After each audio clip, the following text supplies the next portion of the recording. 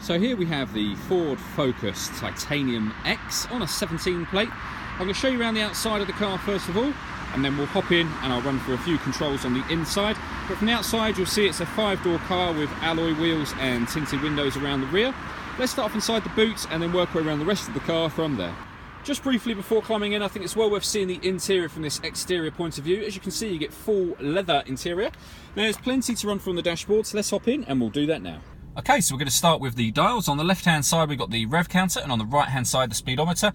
At the bottom in the middle, we've got the fuel gauge and coolant temperature gauge, and then above that, we have a trip computer, which includes the total miles on this car, which are 8,456. You can see at the moment there's a digital readout for the speedometer being displayed. You can change the information should you wish to by using buttons on the left-hand side of the steering wheel, and as you can see, various different types of fuel economy info available to you.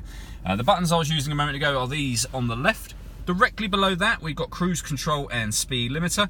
And then over on the right-hand side of the steering wheel, we've got stereo controls, as well as that button in the middle, which is voice activation for the phone. So hit that button, ask it to dial anyone in your contacts list, and it'll do that for you. That is, of course, once you've paired your phone, which is done on the central screen just here. So this is all touchscreen, very easy to use.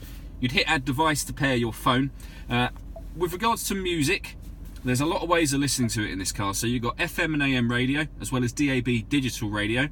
There's a CD player and Bluetooth audio. So not only can you make and receive phone calls once you've paired your phone, but you can listen to music as well. There's a video on our Facebook page that shows exactly how you connect a phone and use it for Bluetooth audio. There are also 2 USB devices, so you could save music to a memory stick, plug that in, and then you'll have 2 extra boxes appear just here. We're going to go back to the main menu. This car also has satellite navigation. Again, very easy to use. Hit destination, pop in your postcode, or go to any kind of point of interest like a car park, hotel, etc. And again, there's a video on our Facebook page that runs through that in some detail. I mentioned when we were at the back of the car that this particular vehicle has got reversing camera, which you can see being displayed there. So not only can you see the image in colour, but also there's guidelines showing you exactly where your car is headed in relation to the image that you see behind you. I'll pop it back in neutral, and there's some more on the parking, but I'll come back to that in a moment.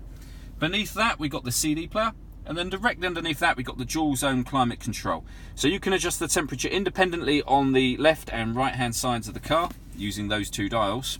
Once you're happy with the temperature, hit the aircon button just there. You can adjust the fan speed up or down, and if you'd rather not fiddle with the fan speed, hit auto, and the car will maintain the temperature you've asked for without you having to touch the fans, as you can hear happening now. To override that, just readjust the fan speed yourself. Obviously, we're coming to a time of year where things like heated front screen are useful, so you've got that there, as well as the heated rear screen and heated driver and passenger seats as well. Underneath that section, we've got the USB input, or one of the 2, and then a few buttons here that are certainly worth running through. So you've got a 12-volt charging socket underneath there for your phone, for example. Stop and start. So this car is designed to cut out in traffic to save you fuel. You can turn that system off should you wish to. Again, there's a video on our Facebook page that runs through exactly how that works. You can turn on the front parking sensors in isolation. If you put it in reverse, the parking sensors will come on automatically. And this button is the self-parking. So it works in a couple of ways. You've got parallel park, as well as the ability to park in a parking space, so perpendicular park. There's a couple of videos on our Facebook page that show both of those methods working, but essentially you simply can park in the space without having to steer the car. The car will take you in there by itself. All you do is brake and accelerate, so very, very clever.